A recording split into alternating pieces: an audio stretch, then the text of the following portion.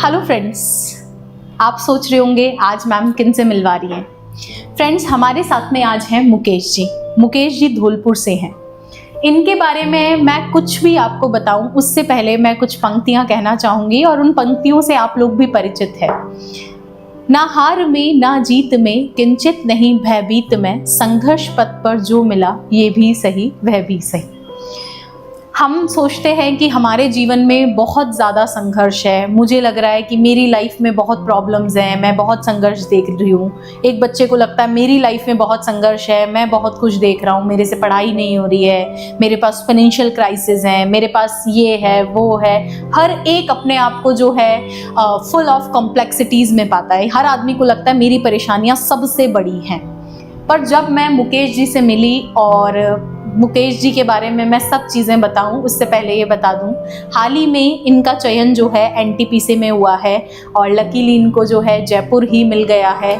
और मुकेश जी वीआईपीएम का एक अभिन्न अंग रहे हैं और इनकी शुरू से लेकर लास्ट तक की जर्नी में बहुत सारी ऐसी चीज़ें हैं जो आप सुनेंगे तो आपको लगेगा कि यार ऐसा किसी के साथ कैसे हो सकता है। किसी के जीवन में फाइनेंशियल क्राइसिस रहते हैं, किसी के जीवन में पेरेंटल लॉस रहता है, किसी के जीवन में हेल्थ में प्रॉब्लम रहती है। इनका जीवन ऐसा है जिसमें भगवान ने हर पल इनका परीक्षा लिया। सबसे पहले तो मुकेश जी आपका वीआईपीएम में एक बार फिर स्वागत है। वैसे तो स्वागत 2015 से ही आपका हो गया है। 15 में ही आप हमारे यहाँ आए थे। 15 में 2015 में मुकेश जी आए थे। मतलब मेरे वीआईपीएम आने से पहले से मुकेश जी यहाँ से जुड़े हुए हैं। हम लोग शायद 17-18 में पहली बार मिले थे, आप 15 से यहाँ है। 15 में मुकेश जी आए और मैं थोड़ा सा मुकेश जी की जर्नी, मैं इस चीज़ को इसीलिए एक्सप्लेन कर रही हूँ, उसके लिए भी मैं आपको बताऊंगी। आपको लग रहा होगा मैम उन्हें बोलने नहीं दे रही है, मैं सारी चीज़ें आपको क्लियर करूंगी, उसके रीजंस भी। 15 में मुकेश जी आए और इन्होंने पढ़ाई शुरू की। No doubt he was a brilliant student, इसीलिए ब्रिलियंट स्टूडेंट बोल रही हूँ। उस टाइम इन्होंने साल भर बहुत ज़्यादा मेहनत किया और CPO exam, right, CPO exam इन्होंने जो है sub inspector CPO SI exam जो है इन्होंने क्लियर किया। सब कुछ हो गया, पेपर वगैरह सब कुछ जितनी चीज़ें थी, और ये था कि भाई अब हमें ज्वाइन करना है। उससे पहले ट्रेन में हुआ था आपके साथ, चलती हुई ट्रेन में इनके साथ एक ऐसा हादसा हुआ जिसको कोई उम्मीद भी नहीं कर सकता। जब जॉब लग जाती है तो यूजुअली आदमी सोचता है कि यार अब तो जीवन सफल है, पेरेंट्स भी खुश हो जाते हैं, फैमिली भी सेटल समझती है। सीपीओ एसआई के अंदर आप एसएससी में सेलेक्ट हुए, सर से, अजीत सर से, प्रशांत सर से इतने समय से जुड़े हुए थे, वो लोग भी बहुत खुश हुए। लेकिन जब वो ट्रेवल कर रहे थे ट्रेन में तो इनको पैरालिसिस अटैक आया ट्रेन में, चलती हुई ट्रेन में। आप सोच सकते हैं कि वो कैसा एक सिचुएशन एक आदमी के सामने हो सकता है कि उसके सामने उसकी जॉब है, हालिया जॉब लगी है और उसमें उनको जो है मतलब बिफोर ज्वाइनिंग से पहले ही उनको पैरालिसिस अटैक ट्रेन में आ गया। सिलसिला यही नहीं खत्म हुआ, क्योंकि आप जानते हो कि ये हारी बीमारी हमारे बस की बात नहीं होती है। भगवान को जो मंजूर था इनके साथ हुआ, बट 2 साल, कम से कम 2 साल properly he was on a bed rest पे चले गए। ये कंप्लीटली पढ़ाई लिखाई छोड़ना, मेरे हिसाब से चलना भी आपका उस वक्त, क्योंकि जब इनसे बात हुई उस दौरान में, जब इनसे हमारे यहाँ के जो फैकल्टीज कुछ टच में थे इनसे लगातार, तो पता चला कि इनकी स्थिति ये थी कि मतलब एक बार को तो ये लग रहा था कि पता नहीं कभी रिकवर भी करेंगे क्या, कभी वापस ये ठीक होंगे, या पता नहीं यही इनके जीवन का अंतिम फेज था। बट गॉड ग्रेस, मतलब क्या बोले, भगवान जो चाहता है वही होता है। पहले इनके साथ हादसा हुआ, 2 साल ये लगातार संघर्ष का जीवन इनका बेड पे रहा। पढ़ाई तो छोड़, इनसे चलना तक का प्रॉब्लम हो रहा था। 2 साल बाद 3 साल, 2 साल आपको उससे रिकवर करने में लगा। बिल्कुल, हाँ, 3 अटैक, पैरालिसिस, 3 अटैक। और यही रीजन है कि इनकी ये जर्नी मैं आपको ज्यादा एक्सप्रेस कर रही हूँ, क्योंकि आप जानते हैं ये एक ऐसी बीमारी है जो कहीं ना कहीं हल्का फुल्का ही सही अपना सिम्टम्स छोड़कर जाती है। 3 साल ये उस बीमारी से मतलब इन्होंने जूझा, 3 अटैक्स इन्होंने जूझे। मतलब एक बार होता है, 2 बार होता है, 3 बार एक नॉर्मल आदमी, आप सोचो कैसे पॉसिबल है। चलो वही कुछ नहीं, उसके बाद आप जानते हैं इन्होंने पढ़ाई फिर से शुरू की, जितना कुछ लिख पाते थे लिखा, जर्नी आगे बढ़ी, थोड़ा थोड़ा फिर से शुरुआत करी। फिर कोविड आ गया, कोविड में सभी की हालात बुरी थी, एग्जाम छोड़ प्राइवेट सेक्टर, गवर्नमेंट सेक्टर, सारी स्थिति बुरी थी। फिर भी इन्होंने अपने प्रयास कोविड में जारी रखे, घर से ही अपना आराम से पढ़ते, और 2022 वाले सीजीएल में इनका फिर से जॉब लगी, क्योंकि इनकी संघर्ष इतने ज़्यादा हैं कि खुद को लगता है यार कि हमारा क्या ही संघर्ष है। 2022 में ये सीजीएल क्वालिफाई हुए, उस टाइम शायद कंप्यूटर का एक क्वालिफाइंग पेपर आया। पहली बार कंप्यूटर का क्वालिफाइंग पेपर आया। मुकेश जी का सब हो गया और कंप्यूटर में 0.5 अंक से मुकेश जी रह गए। और उस वक्त ऐसा था कि कंप्यूटर पास हो तो आप पास हो, कंप्यूटर फेल हो तो आप फेल हो। मुकेश जी के साथ 2022 में ये सिचुएशन फिर से हुई। फिर शायद आप उसके बाद में, मुझे जितना ध्यान है, आप यहाँ से एक जोन में चले गए, तो जोन आउट हो गए थे एकदम, मतलब जून 2023 में रिजल्ट आया था। हाँ, उसके बाद में पूरा डिप्रेशन में। क्यों? क्योंकि आदमी कितनी बार एक ही चीज सफर करेगा। आप जब बहुत पास से हार को देखते हो, तो वो भी अंतिम चरण में, तो बहुत दुख होता है। मैं तो मतलब इस चीज को फील कर सकती हूँ। सब कुछ आपने हासिल कर लिया, अंतिम चरण में आपका जो दुख होता है वो झेला नहीं जाता। परिवार कितना भी सपोर्ट करे, साथी कितना भी सपोर्ट करे, आदमी अंदर से उसकी इच्छा शक्ति खत्म हो जाती है, खत्म हो गई इच्छा शक्ति। फिर भी मैं इस व्यक्ति का दाद देती हूँ कि मतलब इन्होंने अपनी पढ़ाई जारी रखी। पिछले साल, अब कुदरत का कहर ऐसा होता है जो बार बार आपको देखने को मिलता है। पिछले साल इनके मतलब फाइनेंशियल क्राइसिस झेलता है आदमी, मेंटल क्राइसिस झेल रहा था आदमी, फिजिकल क्राइसिस झेल रहा था आदमी। पिछले साल एक आदमी का मोटिवेशन होते हैं उसके पेरेंट्स से बढ़कर क्या है, वही है जो हर पल आपको मोटिवेट करते हैं। आज हम आप भी मेहनत कर रहे हैं क्योंकि अपने पेरेंट्स को देखते हैं, बट मुकेश जी के सर से इनके पिता का साया भी उठ गया। एक विश्वास होता है आदमी को कि मैं कुछ करूं नहीं करूं, मेरा पिता मेरे साथ खड़ा है। और आई कैन फील वो सिचुएशन बहुत ही आदमी के लिए बुरी होती है। पिछले साल दिसंबर के अंदर, प्लीज़ पानी आप मंगवा दीजिए गणेश जी। पिछले साल दिसंबर के अंदर जो है मुकेश जी के पिताजी का दिसंबर 15 के आसपास इनका देहांत हो गया। तो वो तो आप प्लीज़ पानी लीजिए। वो चीज़ तो आदमी ओवरकम कर नहीं सकता, वो तो जीवन भर का एक दुख है, एक सिचुएशन है जो आदमी सफ़र करता है। 1 साल हो गया उस बात को, और अभी पिछले साल दिसंबर 15 को इनके पिताजी का देहांत हुआ। इस साल दिसंबर 15 को इनका रिजल्ट आया है और फाइनली एनटीपीसी में इनको जॉब मिल गई है। Thank you. और मैं तो सबसे अच्छी बात है इनको जयपुर मिल गया। हाँ, मतलब मुझे ऐसा फील हो रहा है जैसे जो पिछले साल आपसे छीना भगवान, उसको तो आपको पूरा नहीं कवर कर सकता था। पिता की पूर्ति जॉब नहीं कर सकती, नहीं कर सकती, पर जो पिछले साल आपको छीना उसका कंपनसेशन शायद भगवान ने आपको इस साल दे दिया है। और सबसे पहले तो हमारी तरफ से, पूरे वीआईपीएम परिवार की तरफ से आपको बहुत बहुत शुभकामनाएं। और शुभकामनाएं क्या, आप हमारे परिवार का हिस्सा हो। 2015 से आप यहाँ हो, हमारे लिए तो ये ऐसा ही है जैसे हमारा एक अपना भाई सेलेक्ट हुआ है। प्रशांत जी जो आपके मेंटोर रहे हमेशा से, वो मैं जानती हूँ, वो जो आपके लिए डिस्क्राइब करते हैं, आपके संघर्षों को डिस्क्राइब करते हैं। और शायद मेरी आपकी तो ज़्यादा मुलाकात नहीं हुई है क्योंकि मैं आपसे बाद में आई। हाँ, आरएएस के बैचेस में 1-2 बार अपना मुलाकात हुआ, बट मैं एकदम जब ये आरएएस के बैचेस में आते थे तो मैं खुद सरप्राइज्ड होती थी कि मुकेश जी आप यहाँ क्यों, आप तो एसएससी में लग ही जाएंगे। लेकिन इस व्यक्ति का आप डिटर्मिनेशन देखो, आप इनका दृढ़ विश्वास देखो। मैं इसमें नहीं, इसमें नहीं, इसमें शायद उसमें भी आपने प्री क्वालिफाई किया था और 2 बार आरएएस प्री 2 बार क्वालिफाई किया, मेंस के लिए ये अपीयर हुए। मतलब हर तरह से अपने इन्होंने प्रयासों को जारी रखा। इतना भगवान किसी के साथ ना करें, सबसे पहली चीज तो मैं ये बोलूंगी।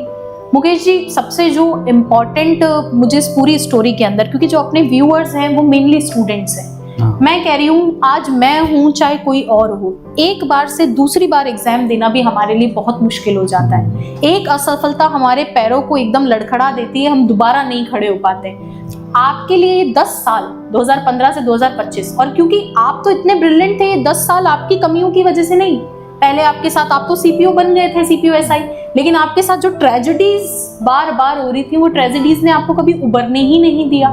तो ये मतलब 10 साल बहुत एक लंबा संघर्ष का समय था। तो आप क्या कुछ कहेंगे कैसे स्टूडेंट्स को, क्योंकि मैं जानती हूँ कि लो और हाई फेज सबकी लाइफ में आता है, आपने कैसे अपने आप को जो है इतना मोटिवेटेड रखा इस सेंस में? Thank you so much ma'am, ये इस मंच को वीआईपीएम मंच का आने, नहीं आप इस परिवार का सदस्य है। हाँ। तो मंच आपका अपना है। मैं बता दूं, मैं पहली बार मंच पे, वीआईपीएम मंच पे ये फेस कर रहा हूँ, तो कोई कुछ गड़बड़ होगी तो ये माफ़ कर देना है। नहीं गड़बड़ कैसी, आप तो हमारे लिए बता रहा हूँ। बिल्कुल बिल्कुल इंस्पिरेशन है। मतलब मेरे को थोड़ा सा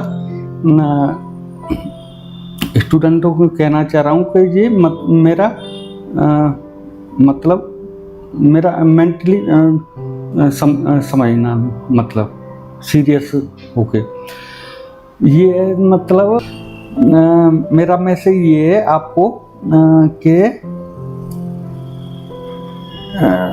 जिंदगी की परेशानी आती हैं, हर व्यक्ति को आती है। मेरा ये मैंने स्टूडेंट लाइफ में आ गया है, तो ये मेरा मैं क्लियर ख़त्म हो गया मैं ये, तो ये आपकी लाइफ में आने वाला है, आ चुका है कि अभी स्टार्ट हुआ नहीं है, तो ये आएगा। एक फेज तो आता है, हर किसी के आता है। भगवान राम जी का आया था, 14 साल का वनवास झेला है, तो ये मैं क्या चीज हूँ। बिल्कुल सही बात है सर। तो 14 साल का संघर्ष था भगवान राम जी का, ऐसे ही तो मैंने मैंने हार नहीं मानी, कुल मिला के ये है। ऐसे कि कहते हैं कि इंग्लिश में गिव अप है, ये एक कोट है, डायलॉग है, कुछ भी है ये, हाँ बस। तो ये मैंने हकीकत में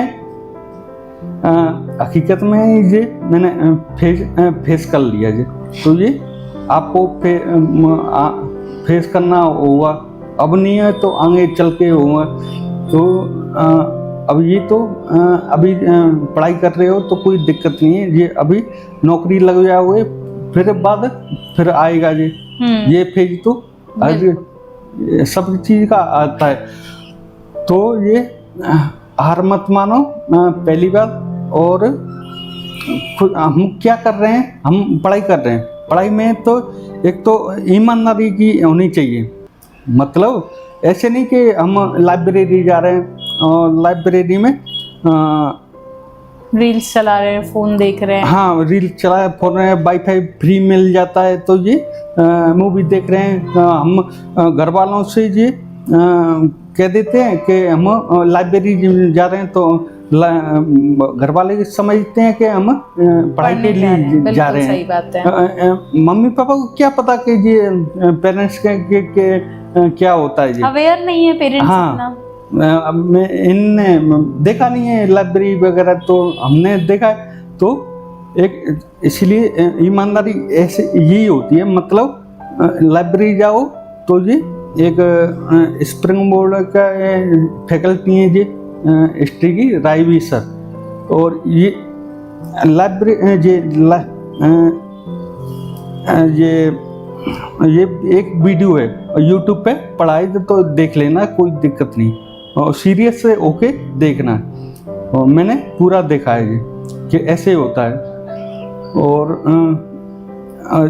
उसके बाद में तो ईमानदारी से पढ़ना, ऐसे पैसे की नहीं, ईमानदारी पैसे की नहीं, ये मतलब मन की ईमानदारी के झूठ मत बोलना कि हम लाइब्रेरी जा रहे हैं तो ये जा रहे हैं। मैं जाता था तो स्विच ऑफ करता था मेरा फ़ोन, और फिर 2-2 घंटे का गैप लेता था।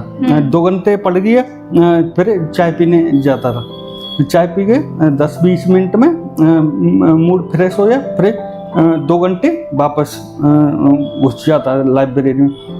तो ये मैंने तो ऐसे 2-2 घंटे में स्विच ऑफ रहता था मेरा, फिर चालू करता था। आधे घंटे का मैं मूड माइंड फ्रेश होने के लिए चाय वगैरह हो जाती। तो उसके बाद में तो मैंने पढ़ाई करी तो ईमानदारी से करी है, नहीं, बिल्कुल सही हाँ, बात है। हाँ। जो आपने 2 बातें बोली वो बहुत इंपॉर्टेंट बातें हैं। हाँ। सबसे पहली बात तो जैसे इन्होंने बोला कि संघर्ष हर व्यक्ति के जीवन में आता है। जब भगवान उस संघर्ष से वंचित हम नहीं थे क्या- तो हम तो इंसान हैं। हाँ। दूसरा, ईमानदारी। आप लाइब्रेरी में जा रहे हैं तो अगर आपका कोई मकसद है तो उस मकसद को पूरा करने के लिए जा रहे हैं, उसको जरूर पूरा करें। मुकेश जी की जो स्टोरी है वो बहुत ज्यादा इंस्पायरिंग है। मैं चाहती हूँ आप बच्चे उससे जरूर सीखें और ये सीखें कि हमें अंतिम पल तक, ये सिर्फ गवर्नमेंट जॉब की बात नहीं है, जीवन का भी संघर्ष है। हाँ। हमेशा आपको जो है रेडी रहना चाहिए कि लाइफ में कभी भी आपके जो है कुछ ना कुछ प्रॉब्लम आ कब सकती आए। है, आपको उसका अंदाजा नहीं है। आपकी जॉब लग गई तो जरूरी नहीं है कि आप जो है हर तरह की समस्या से मुक्त हो गए। समस्या ही जीवन है, एक तरह से कहा जाए तो समस्याएं खत्म तो जीवन खत्म। इसीलिए आप लोग भी इससे जरूर सीखें और इस चैनल पे इस तरह की और भी स्टोरीज आपके साथ शेयर करते रहेंगे। मैं तो चाहती हूँ आप खुद एक स्टोरी बने, आप भी सेलेक्ट हो और जल्दी हमसे मिले। थैंक यू सो मच इतना समय आपका देने के लिए। Thank you. चैनल पे न्यू है, सब्सक्राइब कर दीजिए, वीडियो को लाइक करिए और आप सभी की तरफ से मैं मुकेश जी को फिर से कांग्रेचुलेशन करती हूँ और आप लोग भी कमेंट करके कर सकते हैं। Thank you.